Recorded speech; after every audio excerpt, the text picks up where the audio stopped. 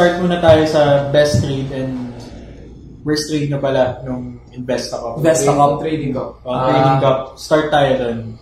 So, kakita natin dito sa chart na to. So, sino mauna? 2017, 2018? Ikaw na. Kasi ako na. 2018 So, 2018, ISM.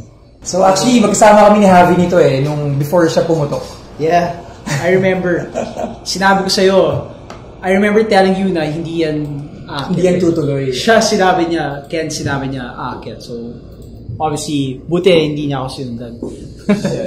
So, actually, ang strategy ko for ISM is not to, kasi nung nag-undercut siya, if you can show yung undercut part, hindi pa clear if it's gonna reverse, right?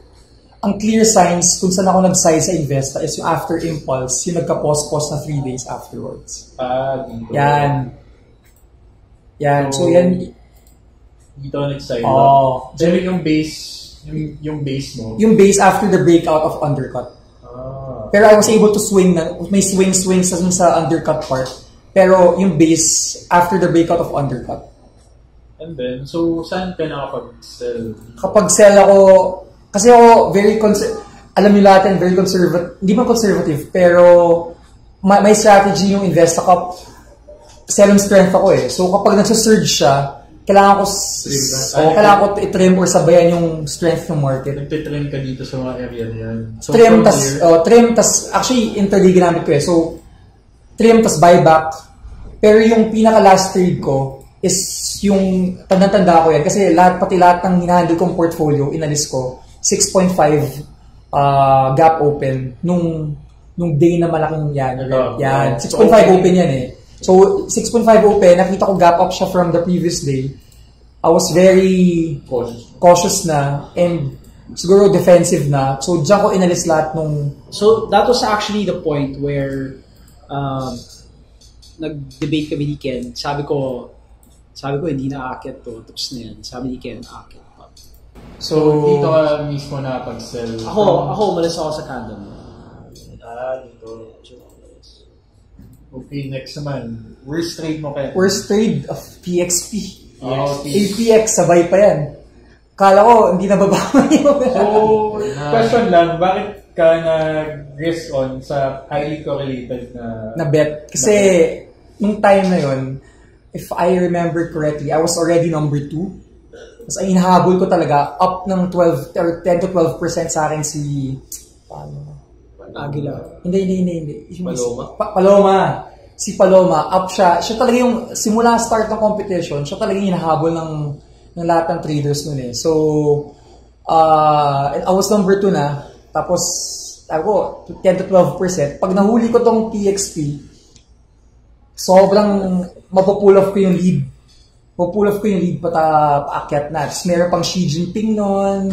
So may fundamental hype. Hindi fundamental, more of hype yun May setup siya, pero looking in hindsight, hilaw.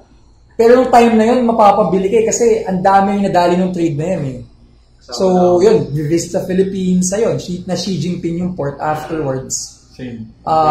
Yun, same yun sa So, saan yung area of buying mo dito? Dun sa, nung nag-dip, taas niyan. May bounce trades ako dun sa dalawa. Ayan, so ko lalagay. Dito. May bounce trades ako dito, tsaka dito na part. Yan. Pero hindi yan yung Xi Jinping Yan. So, yan yung first trades. Pero yung sa Xi Jinping part, alala ko is yung yan. Tapos dyan ka pa nag-size up? Hindi. Nag-full pause ako nung bounce na yan. So, I was expecting pataas umakit yung port, right? Diyan, I think sag-add pata ako dito sa area na to Same. Yan. So, may intraday setup kasi yan Tapos, yun the next day, yun na. Yun na nangyari. Huwag natin pag-usapan, bro. Na-feel ko pa rin hanggang ngayon So, ilang percent ng equity mo yung nawala? Equity curve? Siguro, from around, I think, as 80% na ako noon, naging 50 plus. So, mga 20 plus %. Let's say dito na to. Kasi, bro, kasi APXP pa lang yan Hawak ko ng APX. So, tapos umalis ako the next day, nag-freeze ako, tanda ko, may nangyari nung the day na yun. Date ba yun? Hindi. So, sobrang hindi ako naka-execute and I was really hoping na hospital kaya ata. Yeah. So, I was really hoping na matutuloy yung deal. Then, hindi natuloy yung deal. And, kumbaga, hindi ready yung instinct or yung execution ko to push the button if it goes against my way. Right? So, it went against my way. Yun. Lesson learned. Yun na lang yan. And we're straight. So, we're straight. And nung time na yan, I was just hoping na kayang mag-top 10 pa. Kasi sobrang laglag eh. Pero, thank God, nakatry pa. Kahit pagod na ako, naka-top 5 pa. Dami na nawala sa top 10 nun eh. Yeah. Yung mga actually... ISM, no? Kasi, nakakatawa yun eh. Kasi nung wakit yung buong ISM, kita mo, nag-shift talaga yung last ng top 100 eh. Yeah. Grabe yung Tapos, siguro, ang ano ko dyan, gaya na present ko sa Outliers, ang main learning from that experience is that you want your equity curve to just crawl upwards. No major trade na makaka-affect ng equity curve mo in such a way na mag-explode siya if hindi ka handang i-handle yung psyche of absorbing the gain. Kasi what's next, sabi nyo kanina, ego, babalik mo yung kita mo. Babalik mo talaga yung kita mo. Yeah, so, kaya naman, right, 2017. Chart it. I'm gonna try to remember. So, I think for the best trade, since nasa PXP na rin tayo, so if we look here, the best trade was this trade in particular. So, if we draw our area pattern over here, so if we draw our area pattern here, so you'll see that we have an area pattern somewhere here, right? So we have an area pattern here. And then there's a lot of things that you can learn from this trade. Why? Because number one, nakita ko yung, obviously the bigger the base, the bigger the space, diba? Yeah. Meaning the bigger the base of a stock breaking out, the bigger the space that it can eventually go up. So you see a big base over here. Think of a base as something like a spring. The longer the spring, obviously, the stronger the push above. So nung na-identify namin yung base na to, it was coming out of a long base. We actually saw this tighter, so we can see this tighter area pattern over here that we can use to operate on this particular stock. So in fact, I remember during this day over here, 3:25, yung seatmate ko, sinabihan ko na, uy, may peace offering ako sa'yo. Kasi lagi ko siya linaloko. Sabi ko, bumili ka ng TXP. Yun, no? So, binili namin dalawa dito. Nung nangyari nung day na to, nag-cut kaming dalawa. Kasi akala namin akit eh. So, nag-cut kaming dalawa dito. And what happened was, every time, so nag-cut kaming dalawa dito during this day, intraday, which was obviously too tight of a cut in hindsight. But as prices went back above here, nung nag-pause dito, then dito na namin inipon yung stock. So this is where we bought PXP for the competition. And then what happened was prices started to move higher, and tuloy-tuloy. And then for me, what was lucky for me is that I was able to sell the whole position here actually, right at the top. So right at the top over here, right above 10. And if you look at how I was able to do that, you'll see that I think it's well documented already, so I can easily share it, no problem. It is pretty much the 1.618 extension, which is usually the minimum move for a what you call the heart of an uptrend, which in Elliott terms is called wave 3. So I have to see kung tama yung ano. So if I put it here, and then let's say if we just make some adjustments, so 1.618, we just highlight that. So obviously that's not the one. Kailangan fib exact apps. So, Bear, how do you paano ko ilagay yung fib extension? Saan ba? From saan yung swing high?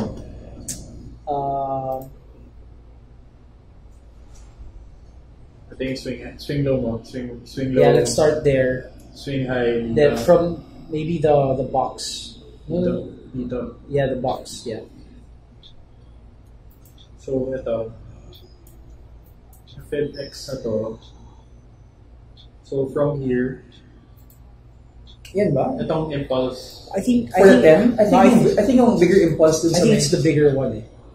Yan. So, ito. This one? Yeah, let me try. Yeah. Frame bear. See your mouse. So if Okay. you actually do this, you'll see that the 10 was at the 1.618 fib extension, which is the minimum. So for up move. Yung from one, ano yun? Wala. Bro, nawala. Dito sa kaliwa. Yeah. Alright. Yeah, there you go. So 10 part. At 1618. That's 1.618. Yeah. Ayan, so that's pretty much how I got it. In fact, as I was buying already here, I remember, obviously matagal na yun, but I remember exactly when I was buying it here and doing my trade plan, thinking that this was a 1-2. This was a 1-2 and then 1-2. So that's actually one of my favorite setups. I like to look for a 1-2-1-2. So I'm going to share with you a key insight why most people apply edit wrongly. It's because they don't understand that the wave 3 is usually an extended wave, which means that a wave 3, meaning the uptrend in the middle of the whole move, usually extends to its own 1, 2, 3, 4, 5, which means that you have a 1, 2, and then a 1, 2, right? A 1, 2, 1, 2, and then you have a third wave, which is usually where most of the money is made in every single uptrend. And that's really where you want to be in terms of stocks, in the meat of the move talaga. And the meat will usually take it to a minimum level of 1.618 to 2.618. So if you'll see here, going back, as I was buying it here, I was doing my trade plan. Sabi ko, and going back, hindi ko sinasabi, while I was buying this, I didn't have any certainty that it was a third wave of the core of the third. I was just saying, sana third wave to, di ba? And then the key is to watch it as it continues to go along to validate or invalidate whether that's true or not. So as I was actually entering here, nakasulat na sa trade plan ko, 1.6181020 question mark. Kasi di ako makapaniwala that it could really reach that level while I was entering the trade. But obviously, for us traders, we really operate and decide based on what we see and not what we think.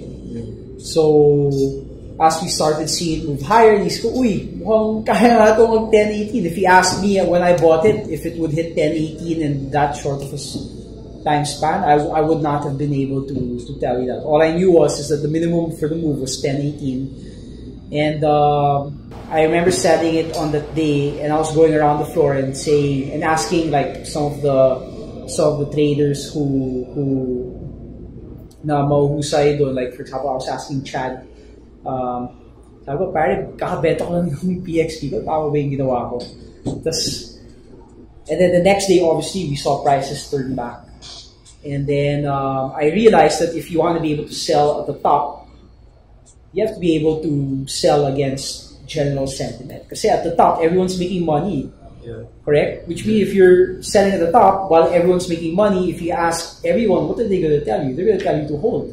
To the moon. To the moon. Diba? Kasi that's the reality at the top. If you want to be able to I mean that's how tops and bottoms work. In the same way, if you want to be able to buy the bottom, if you want to be able to be the first person in, if you're gonna try to execute that by asking everyone around you, you're gonna be the last person who's gonna be able to do it. Why? Because the fact that you're buying at the bottom means that you're the first person in.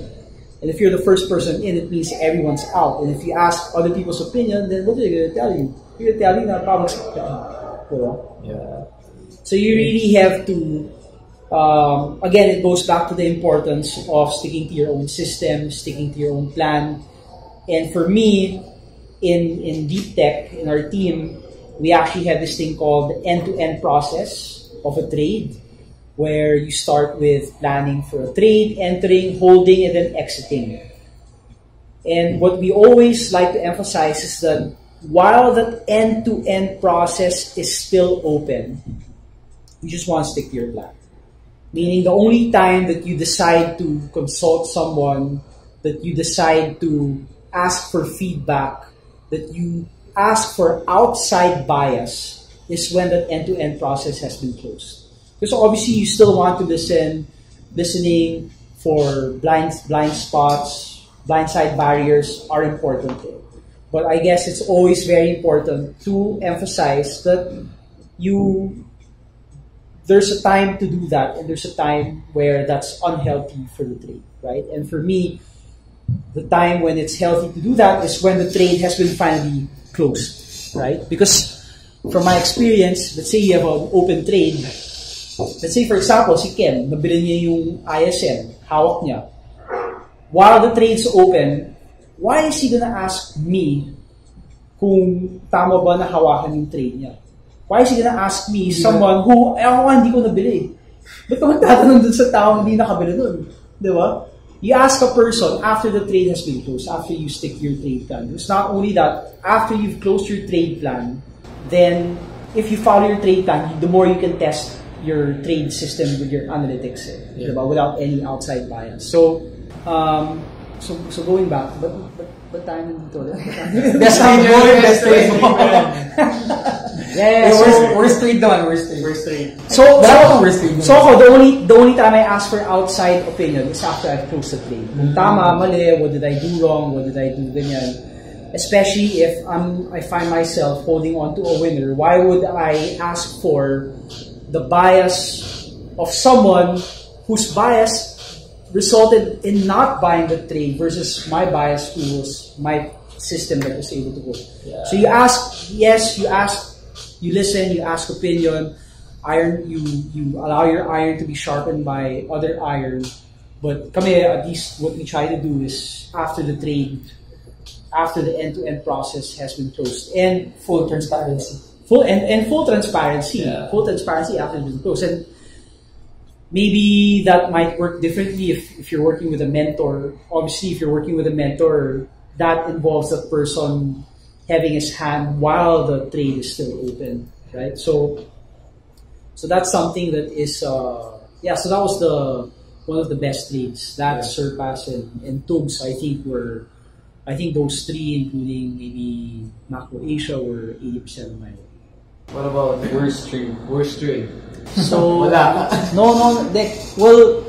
nung 2017, I was very disciplined in following my VAR. So, I would say a bad trade is where you don't follow your VAR. I think WPI was a trade where I didn't follow my VAR. Why? Because I followed a bias while the trade was open. So I remember, I think this was I could be mistaken. Was this September 2017? Yeah. Yep. So I think this during the time, this was the support line.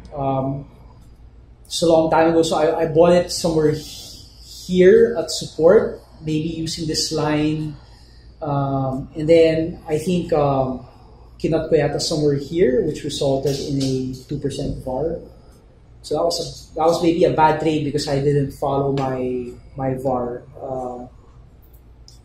I think last year, 2018, I had a lot of bad trades, more than 2017, but it was really more of things outside my control. So I remember yung PXP, nadali din ako dun. That was my airplane ride home from Australia to Philippines. So, sa PXP din ako dun. And then pag land ko sa, I think my flight was, we boarded the plane, I think it was like 10 in the morning. So, alam ko, nag-touchdown na kami after training na mga 4:30. Pagtingin ko, ano nangyari dito? Diba? So, that was a bad trade. That happened to me another time also. Prior to that, while we were in Australia, we took a flight from Sydney to Melbourne. And then, it was during that day na hawak ko ATN and another stock. Nakalimutan ko na. But those two were up during the day. When I landed, they were down like 3-4%. So, pero yeah, yung bad trades. Yeah. Marami ako bad trades recently, especially sa